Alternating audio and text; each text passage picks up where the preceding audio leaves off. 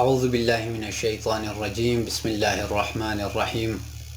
السلام علیکم ورحمۃ اللہ وبرکاتہ۔ ناظرین کرام، پروگرام راز حکمت کے ساتھ محمد وسیم خان آپ کی خدمت میں حاضر ہوں۔ انسان فطرتاً خطا کرتا ہے اور ہمیشہ کسی نہ کسی نصیحت کرنے والے کی ضرورت محسوس کرتا ہے۔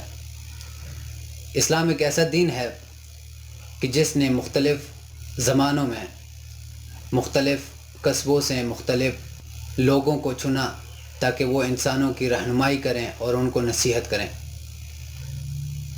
ان کو نبیوں کا نام دیا گیا یا وہ اولیاء تھے۔ قرآن مجید میں کچھ ایسے لوگوں کا ذکر ہے کہ جو نہ نبی تھے نہ کسی اور عہدے پر فائز تھے، اور ان کو باقاعدہ اچھے الفاظ میں اور ان کے قصے بیان کیے گئے ہیں قرآن میں۔ ناظرین، آج کا ہمارا پروگرام حضرت لقمان حکیم کے بارے میں ہے۔ اس پروگرام میں ہم مولانا فرحت حسین صاحب سے جاننے کی کوشش کریں گے کہ لقمان حکیم کون تھے، ان کی حکمت کا راز کیا تھا، اور اسی طرح کی دیگر سوالات۔ مولانا صاحب، بہت شکریہ، آپ نے اپنے قیمتی وقت میں سے ہمارے لیے وقت نکالا۔ مولانا صاحب، قرآن مجید میں حضرت لقمان حکیم کی طرف اشارہ ہوا ہے اور ان کو بڑے اچھے الفاظ میں یاد کیا گیا ہے۔ ہم آپ سے یہ جاننے کی کوشش کریں گے کہ آپ ہمیں ان کا تعارف کرائیں کہ وہ کون تھے۔ بسم اللہ الرحمن الرحیم۔ سب سے پہلے محمد وسیم خان، آپ کا شکریہ کہ آپ نے ایک عظیم ہستی کو انٹروڈیوس کرانے کے لیے ایک موقع فراہم کیا ہے۔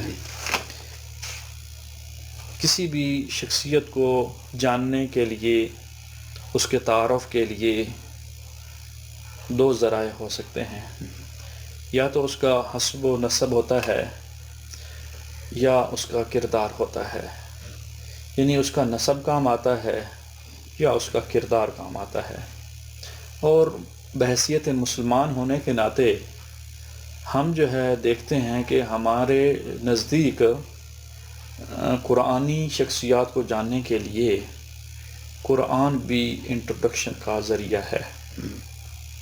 تو اس لحاظ سے میں سب سے پہلے آپ کو یہ بتاؤں کہ قرآن مجید میں حضرت لقمان کے بارے میں باقاعدہ طور پر بات کی گئی ہے، اور حضرت لقمان کے تعارف میں اللہ تعالیٰ نے ان کی نام کی سورہ بالکل حضرت لقمان کے نام کی 21واں نمبر سورہ موجود ہے۔ اور یہ بھی آپ کو بتاؤں کہ ہمارے مفسرین کا یہ خیال ہے کہ جتنے بھی سورتوں کے نام ہیں یہ توقیفی ہیں۔ علامہ شیخ محسن علی نجفی نے اپنی تفسیر میں اس کو ابتدا میں ذکر کیا ہے کہ سورہ فاتحہ کا نام بھی توقیفی ہے۔ اسی طرح حضرت لقمان کے نام سے جو سورہ لقمان ہے اس کا نام بھی توقیفی ہے۔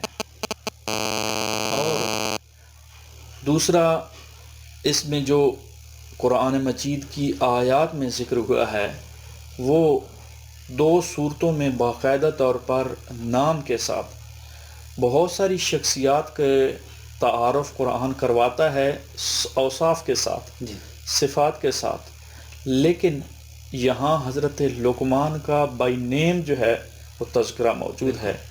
خود سورہ لقمان کی آیت نمبر 12 میں اللہ تعالیٰ نے ارشاد فرمایا وَلَقَدْ آتَيْنَا لُقْمَانَ الْحِكْمَةَ، کہ حضرت لقمان کا بائی نیم تذکرہ یہاں موجود ہے کہ اللہ تعالیٰ نے حضرت لقمان کو حکمت عطا کی ہے۔ اور دوسری اسی سورہ کی آیت نمبر 13 اگلی آیت ہے، اللہ تعالیٰ ارشاد فرما رہا ہے کہ وَإِذْ قَالَ لُقْمَانَ لِابْنِهِ، اس میں بھی حضرت لقمان کا باقاعدہ طور پر نام لے کر تذکرہ کیا گیا ہے۔ تو تعارف کے لیے ہمیں حضرت لقمان کا قرآن میں موجود ہونا یہ بھی ایک تعارف۔ دوسرے لحاظ سے جو میں نے آپ کو بات کی تھی کہ حضرت لقمان کا سلسلہ نسب دیکھا جائے تو وہ بھی ہمیں نظر آتا ہے کہ حضرت ابراہیم علیہ السلام کے چچا زاد بھائی تھے، اچھا اور اسی طرح انبیاء کے سلسلے کے ساتھ ریلیٹڈ تھے. ٹھیک البتہ ان کا جو خاندان اور کنبہ ہے وہ ابو اسود کہلاتا ہے، ٹھیک اور یہ افریقہ کے لوگ مشہور تھے. اور جو ان کے بارے میں تاریخ نے لکھا ہے، گندمی رنگ کے حضرت لقمان، اور بعض نے اس کو سیاہ فام جی یعنی سیاہ رنگ کے شمار کیا گیا ہے. ٹھیک حضرت لقمان کا یہ تعارف نسبی مکمل اگر تعارف کروں تو وہ تفصیلی موجود ہے، لیکن اتنے پروگرام میں گنجائش نہیں ہے، بالکل وقت میں اتنے گنجائش نہیں ہے کہ وہ تفصیلی ہم ذکر کر سکیں. دوسرا جو ہے وہ کردار. حضرت لقمان زاہد تھے، متقی تھے، اور اپنے تقوی کی کیفیت یہ تھی کہ آپ سے پوچھا گیا کہ دنیا کیا ہے تو آپ نے فرمایا یہ سائے کی طرح ہے، کہ سایہ جس طرح عارضی ہوتا ہے اسی طرح یہ دنیا بھی عارضی ہے. بے شک. جو بھی کام کرتے تھے وہ آپ دنیا کے لیے نہیں آخرت کے لیے کرتے تھے. جی مولانا صاحب، آپ نے فرمایا کہ قرآن میں ان کو حکیم کے نام سے یاد کیا گیا ہے، تو ہم آپ سے یہ جاننا چاہیں گے کہ ان کے حکمت کا راز کیا ہے؟ بہت اچھا سوال، بہت قیمتی سوال ہے، اور یہ ہر انسان کو ہمیں جاننے کی ضرورت ہے کہ حضرت لقمان کو حکیم کس بنا پر اللہ نے جی بنایا ہے، اور کون سی وہ حکمت کی وجہ تھی، حکمت کا کون سا وہ راز تھا جس کی وجہ سے حضرت لقمان مشہور ہوئے. یعنی ایک دو واقعے ملتے ہیں ان کے بارے میں. کلی طور پر جنرلی تو یہ ہے کہ ایک مرتبہ حضرت لقمان کے سامنے ایک چراوا آ گیا جو پرانا ان کا دوست تھا. حضرت لقمان کے بارے میں مشہور ہے کہ وہ بکریاں چرایا کرتے تھے. تو وہ سامنے آیا، اس نے کہا کہ آپ نے حکمت کا دعویٰ کر دیا ہے، ہم جیسے نہیں ہیں، بالکل ہمارے ساتھ بکریاں چراتے تھے، یہ کرتے تھے، وہ کرتے تھے، تو اسی طرح ہمارے ساتھ کام کا انجام دیتے تھے، تو آج آپ نے بڑے حکمت کا دعویٰ کر لیا اور بڑے حکیم بن گئے. تو حضرت لقمان مسکراتے ہوئے تبسم فرمایا اور ارشاد فرمایا کہ میں آپ جیسا ہی ہوں، لیکن فرق یہ ہے کہ میں نے زندگی میں خیانت نہیں کی، جھوٹ نہیں بولا، اور واقعاً جھوٹ نہیں ہے، ایسا واقعہ ان کا ملتا ہے. علامہ ذیشان حیدر جوادی نے حضرت لقمان کے بارے میں اس واقعے کو اپنے حاشیے میں بھی درج کیا ہے کہ ایک مرتبہ آپ غلام تھے اور اپنے مالک کے باغ میں جا کے کام کرتے تھے. تو ایک دن گئے، سارے غلام موجود تھے، تو ساروں نے کہا یار مشورہ کر کے ہم آج جو فروٹ ہے نا جس باغ میں ہم کام کرتے ہیں وہ کھا لیتے ہیں، ادھر جا کے کوئی بھی نہ بتائے، یعنی سارے جھوٹ بولیں. تو حضرت لقمان نے فیصلہ کیا کہ میں اپنے مالک کا یہ فروٹ نہیں کھاؤں گا. اب ظاہر ہے انہوں نے جب کھا لیا تو حضرت لقمان نے نہیں کھایا، تو انہوں نے آ کے شکایت الٹی کی، برعکس کی. انہوں نے یہ کہا اپنے مالک کو کہ یہ جو شخص ہے اس نے فروٹ کھایا ہے، آپ کے باغ سے کھایا ہے، وہ جو باغ جس کا تھا. تو حضرت لقمان کو ڈانٹنے لگا. تو حضرت لقمان نے بڑے اچھے انداز میں مسکراتے ہوئے ارشاد فرمایا ضرور مجھے ڈانٹے اگر میں نے کام کیا ہے، لیکن شرط یہ ہے کہ ثابت ہو جائے.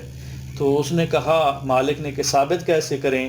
تو حضرت لقمان نے جواب دیا کہ الٹی کہہ کرنے کی دوائی لے آئیں، ابھی پتہ چل جائے گا، ساروں کو کھلائیں، جس کے اندر سے وہ فروٹ نکل آئے تو وہی اس نے کھایا ہوگا.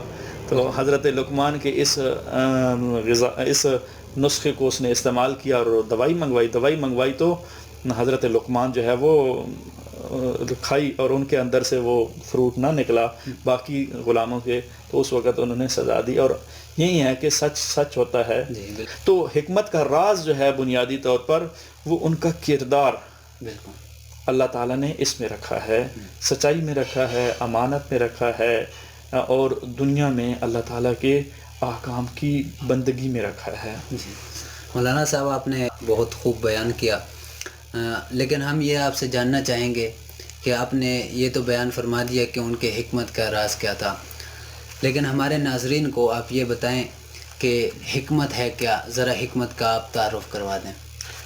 جی، حکمت اس کے بارے میں یہ ہے کہ حکمت اصل مادہ حکم سے ہے، جی حرف کے وزن پر آتا ہے، اور اس کا معنی جو ہے وہ منع کرنا ہے، لیکن یہاں اصطلاحی طور پر جو ہے وہ یہاں مواعظ حسنہ، نصیحت اور اس کے معنی میں ہے، یعنی لغوی اعتبار سے اور اصطلاحی اعتبار سے یہ دیکھا جائے تو یہ ہے منع کرنا، روکنا اور مواعظ و نصیحت کرنا، کسی کو نصیحت کرنا، آگاہی دینا، کسی کو ایڈوانس جو ہے وہ پتہ دینا کہ کسی چیز کے بارے میں۔ اسی اصطلاح کو دیکھا جائے تو مواعظ حسنہ کے معنی میں ہے۔ حدیث میں بہت سارے اس کی فضیلت بیان کی گئی ہے، قرآن کی آیات میں بھی، جس طرح ابھی ہم نے ذکر کیا حضرت لقمان کے اس قصے میں بھی حکمت کو بیان کیا گیا ہے۔ اسی طرح قرآن کی آیت ہے یؤت الحکمت من یشاء، اللہ تعالیٰ جس کو چاہتا ہے حکمت عطا کرتا ہے۔ یہ یعنی آپ اللہ تعالیٰ کی بندگی میں یہ راز چھپا ہوا ہے، اللہ تعالیٰ کی اطاعت اور عبادت میں راز چھپا ہوا ہے، اور اس کو حکمت کو ویسے بھی ہم دیکھتے ہیں تو احادیث میں آتا ہے کہ جو بندہ 40 دن تک ایک عمل انجام دیتا ہے تو اس کے منہ سے کلمات جو ہیں وہ حکمت جاری ہو جاتے ہیں۔ تو یہ احادیث، اسی طرح اور بھی احادیث ہیں کہ جو بھی لوگ جو ہے وہ اللہ تعالیٰ کی اطاعت اور فرما برداری کرتے ہیں تو اس کے لیے اللہ تعالیٰ حکمت کے چشمے اس کے دل سے، قلب سے جو ہے وہ پیدا کر دیتا ہے، جاری کر دیتا ہے۔ امام حسین علیہ السلام نے بھی ارشاد فرمایا کہ احیی قلبک بالموعظۃ ونور بالحکمت، کہ اللہ تعالیٰ نے نور حکمت سے ان کو منور فرمایا ہے، یعنی حکمت عطا کی ہے۔ اسی طرح امام علی علیہ السلام کا بھی قول موجود ہے، اور مشہور و معروف یہ حدیث ہے کہ یہ جو حکمت ہے وہ انسان کی گم شدہ میراث ہے، جس کو جہاں سے ملے، یہ مومن کی گم شدہ حکمت میراث ہے، اور اس کو جہاں سے ملے، جیسے ملے حاصل کرنے چاہیے۔ ولو بالنفاق کہا گیا ہے کہ اگر منافق کے پاس بھی ہو تو حکمت کو حاصل کرنا چاہیے۔ تو حکمت یعنی بنیادی طور پر کسی چیز کو آگاہی دینا، کسی چیز کو بتانا، پتہ دینا کہ کون کس مرحلے میں جا رہا ہے، اور اسی لیے حکیم کو حکیم بھی اسی لیے کہتے ہیں کیونکہ وہ آگاہی دیتا ہے کہ یہ اس حالت میں ہے، اگر یہ کھانا کھائے گا، یہ دوا کھائے گا، یہ احتیاط کرے گا تو وہ اس مرحلے میں، اس پوزیشن میں چلا جائے گا، یعنی وہ صحت یاب ہو جائے گا۔ تو حکیم کو حکیم بھی اس لیے کہتے ہیں، اور آج کل تو حکمت کا دور نہیں رہا، ورنہ جو ہے وہ ڈاکٹر حضرات، طبیب حضرات، حکیم حضرات جو ہے جو فرمان جاری کرتے تھے وہ اتھینٹک ہوتا تھا، اس کے اوپر 100% عمل کیا جاتا تھا۔ یہ حکمت کے اصول ہیں کہ جب بھی کوئی بات کی جائے تو وہ اتھینٹک ہوتی ہے۔ مولانا صاحب، آپ کا بہت شکریہ کہ آپ نے اپنے قیمتی وقت میں سے ہمارے لیے وقت نکالا۔ آج کے ہمارے پروگرام کا وقت ختم ہوا چاہتا ہے۔ یہ ہمارا تعارفی پروگرام تھا جس میں ہم نے آپ کو بتایا کہ لقمان حکیم کون تھے اور ان کی حکمت کا راز کیا تھا۔ پروگرام کے دیگر قسطوں میں ہم ان کے نصائح کو جاننے کی کوشش کریں گے۔ تب تک کے لیے ہمیں دیجیے اجازت۔ اللہ نگہبان۔